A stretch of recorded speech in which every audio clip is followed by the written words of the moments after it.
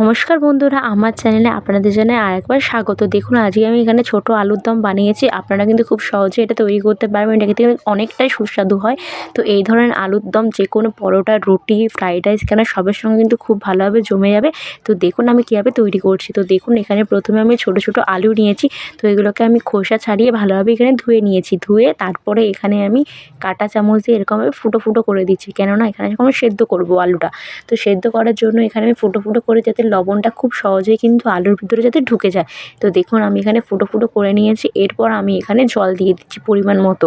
তো তারপরে জল দেওয়ার পর এখানে আমি পরিমাণ মতো লবণটাও কিন্তু দিয়ে দেবো। আপনারা আপনাদের আলুর অনুপাত অনুযায়ী এখানে লবণটা কিন্তু দিয়ে দেবেন। তো আমি এখানে লবণটাও দিয়ে দিচ্ছি, ঠিক আছে। দিয়ে এবার এটাকে আমি একটা তিনটে সিটি লাগাতে দিয়ে দেবো। তো আপনারা চাইলে দুটো সিটিও দিতে পারেন। তো তারপরে আমি ততক্ষণ একটা মশলা তৈরি করে নেবো। তো মশলার জন্য আমি এখানে প্রথমে নিয়েছি 1 চামচ পোস্ত, 5 থেকে 6টা হচ্ছে কাজু বাদাম, ঠিক আছে। আপনারা চাইলে কাজু বাদাম দিতেও পারেন, না দিতেও পারেন।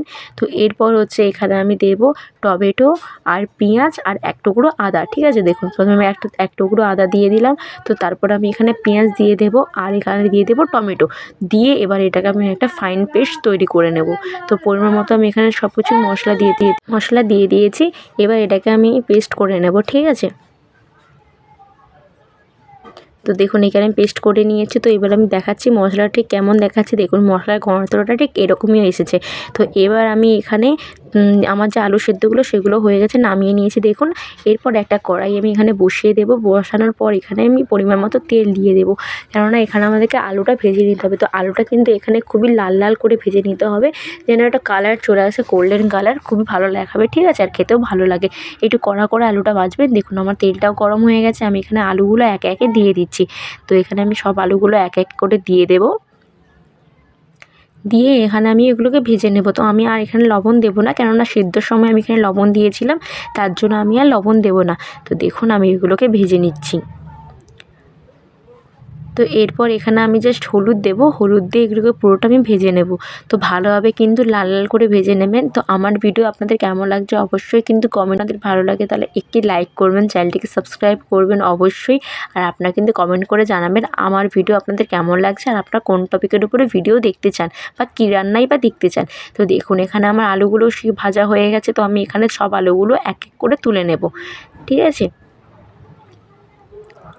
তো দেখুন এখানে সব আলুগুলো তুলে নিয়েছি। এবার যে সেই আলু ভাজার যে কড়াইতে, ওতেই আমি আরেকটু বেশি করে তেল দিয়ে দেবো, কেননা আমার এখানে এখন গ্রেভিটা বানাবো। তো এখানে দেখুন তেলটা দিয়ে দিয়েছি। তো তেলটা গরম হতে হতে ততক্ষণে আমরা এখানে ফোড়ন দেবো। তো ফোড়নে আমি এখানে একটা গোটা শুকনো লঙ্কা আর তেজপাতা নিয়ে নিয়েছি। আপনারা চাইলে গোটা জিরাও দিতে পারেন, ঠিক আছে। তো আমি এখানে দেখুন শুকনো লঙ্কা আর গোটা তেজপাতাটা এখানে দিয়ে দেবো। দিয়ে হালকা করে একটু ভেজে নেব প্রথমে। তারপরে আমরা যে মশলাটা তৈরি করেছিলাম সেই মশলাটা এখানে দিয়ে দেব পুরোটা। তো পুরো মশলাটা দেখুন এখানে আমি দিয়ে দিয়েছি। তো এবার ভালোভাবে এটাকে কষিয়ে নিতে হবে। যতক্ষণ কষাবেন, বেশি করে একটু কষাবেন, কেননা এর যে কাঁচা একটা গন্ধ থাকে, এই গন্ধটা যেন না থাকে, ততক্ষণ পর্যন্ত কিন্তু কষিয়ে নেবেন। তো দেখুন আমি এরকমভাবে কষিয়ে নিচ্ছি। তো কষাতে কষাতে দেখবেন এক সময় এরকমভাবে তেল ভেসে উঠবে উপরে।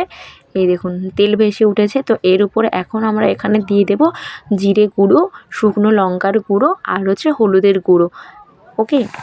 তো দেখুন এখানে চাইলে আপনারা কিন্তু কাশ্মীরি যে লাল লঙ্কার গুঁড়োটা হয় ওটাও কিন্তু দিতে পারেন রঙের জন্য। তো আমি এখানে আর দেইনি। তো এমনি হলুদ, শুকনো লঙ্কা আর জিরে গুঁড়ো দিয়ে আমি ভালোভাবে আবার মশলাটাকে আরেকবার কষিয়ে নেব।